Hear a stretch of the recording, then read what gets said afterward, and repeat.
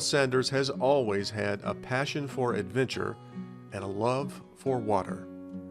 Born and raised in Kentucky, he joined the Navy, where he spent 37 years, part of it as a hard hat diver.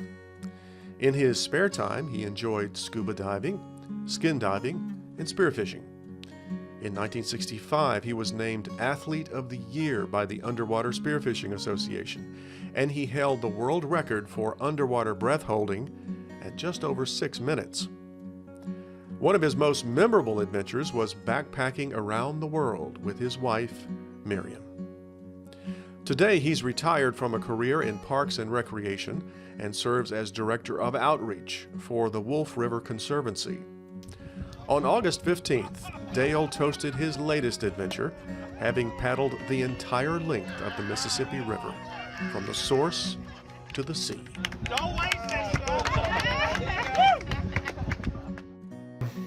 I guess to start off, the obvious question is, at 80 years old, why did you do this? Well, that's a good question.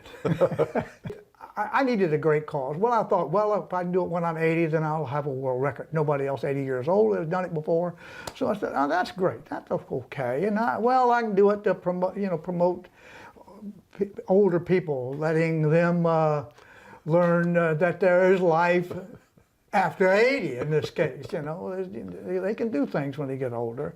And I figured there still needs to be more to it than that. So I needed a great cause. I needed not just a cause, but a great cause. And we have in the family type 1 juvenile diabetes, and we understand the hardships of the children go through living with that.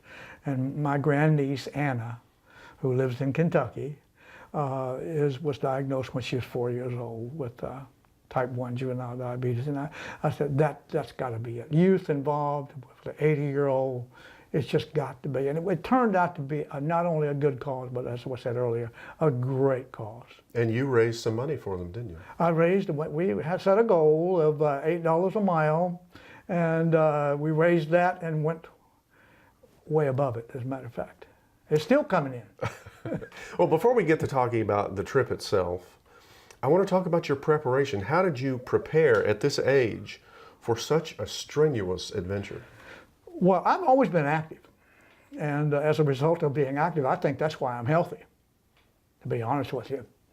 But I had to do some training. I weighed 165 and I'm 5'6", and back in March. And so I started training. I started paddling in the pond down here. We have a pond, and I just put the boat in the water and put the bow against the dam and just paddle like I'm trying to paddle and push the dam down.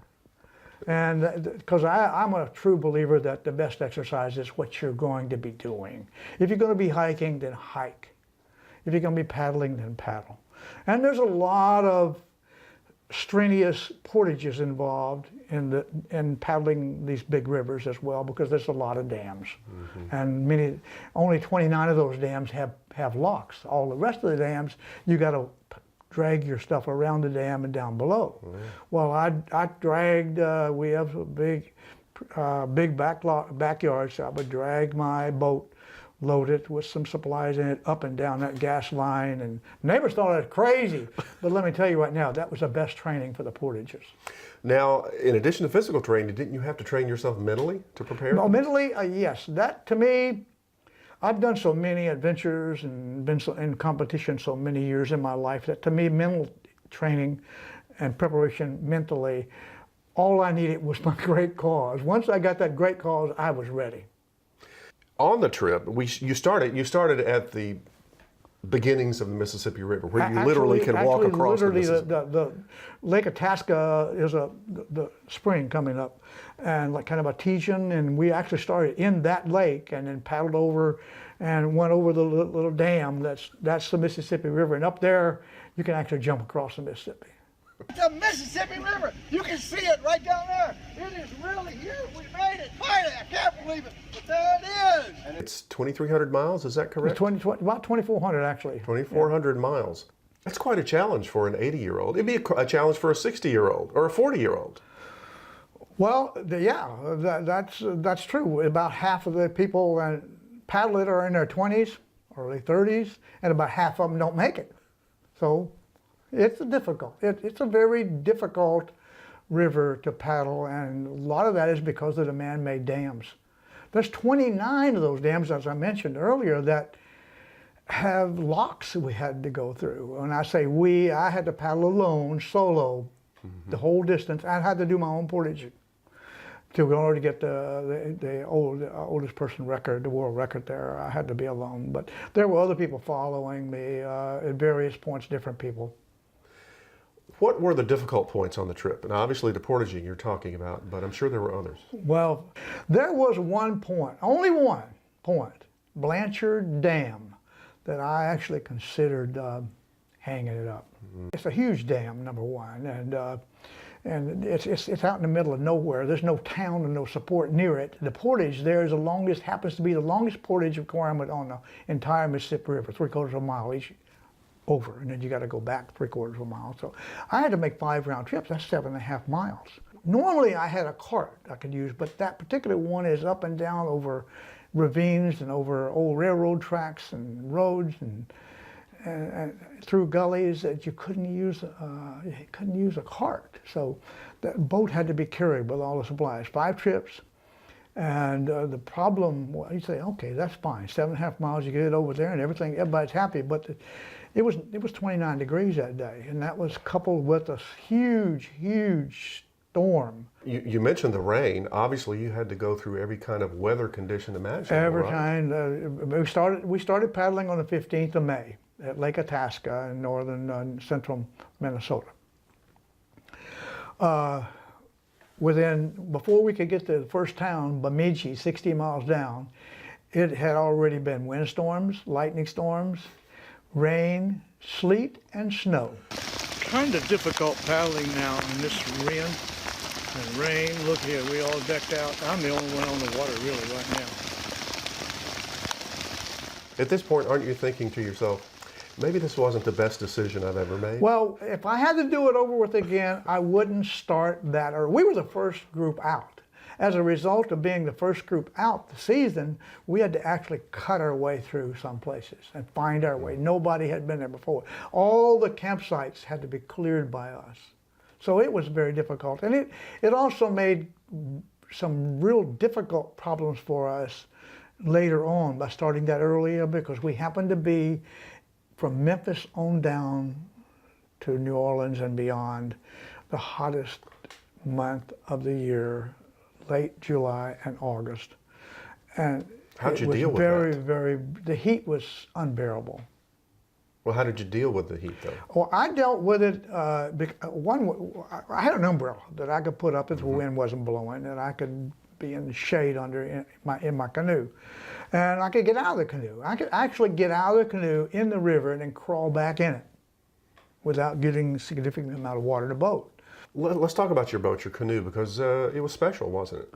It was a very special boat, made by Winona out of Winona, Minnesota, and wilderness class, 15 feet long, and it's an ultralight. It only weighed 31 pounds before I started modifying it. And a very special name on it, too. Well, it's got a very special name on it, Anna. That's the name of my grandniece. We named the boat capital A, N-N, capital A, Anna. And it turned out to be a wonderful name. And Anna now has T-shirts which she wears to school. It says, "I am Anna," A-N-N. So it makes bumps on me to even think about that. You were accompanied on part of the way, correct? Yes, People would paddle along with you. There were 5 people that actually started with me and were planning on going all the way with me to the Gulf of Mexico. 2 of them were Adventuritis Productions, a film company that was doing a documentary. They will be doing. And then there were 2 other guys that started with me that were going to go all the way, but because of complications, neither one of them was able to make it to the Gulf. It sounds like you had people with you a good bit of the time, so you were never completely alone, but were you ever lonely? You know, I've been asked that question before, and to be honest with you, too busy. I was doing all my own blogs, all my own photographs, and it was so beautiful. Just the river, the Mississippi River, especially the upper Mississippi, is just absolutely beautiful. So my thoughts and listening to classical music and my deep involvement in thought process and where I'm going to camp tonight, what I'm going to eat, and all those things. I never really got lonely and bored. I love the outdoors. I think that's probably the reason, mainly, I love the outdoors. If you could give advice, you know, when you get to be 80 years old, you're supposed to have words of wisdom for people. What would your words be? My words would be, I think the most important thing is stay active. When I say active, I mean have a hobby that requires some physical exercise, and not necessarily just going to the gym and working out, but a hobby that requires exercise, and do that. I think that would be my number one recommendation. And then next would be, of course, is family and family relationships. You got to have family. To have health, you got to have a good family. 80 days on the river at age 80 is an incredible experience. What things have you personally learned from it? Has it changed you? Well, I can certainly now be a lot more tolerant. I've noticed that I've been more tolerant here at home with my wife. Maybe that's because a year of preparation, I was kind of tense, but I've been real relaxed here at home. And I think that I'm going to carry that with me and keep being relaxed and more positive. I certainly find it a lot easier to look at things more positive now, even though they may be difficult mentally or physically, because nothing can be more difficult than what I did. So now I think I look more positive at life in general. What was the best day on the river that you had? The best day on the river was when I reached the Gulf of Mexico. On 15 August, I paddled into the last little island before you go out far into the Gulf. Little sandy beach on that little island, and I paddled into there and just fell off into the water and just laid there looking up and bouncing around in the waves. You've completed this adventure. What's next on the list? Well, I'm going out this October, and I'm going to do rim to rim in the Grand Canyon, just to sort of keep in shape, and got to do something.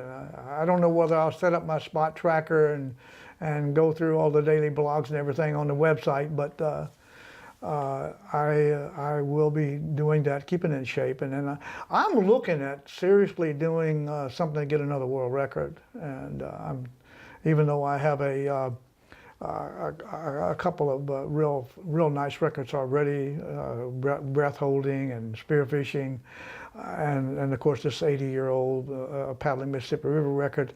There is one more I would love to have. What's that? Appalachian Trail. 80. I think the 82 is the oldest person that's ever hiked that, and if I can just keep my health, I might give that a shot when I turn 82. Well, when you do that, we're going to have you back on the show to talk about it. Well, I can hope I can finish it. Thanks, Dale.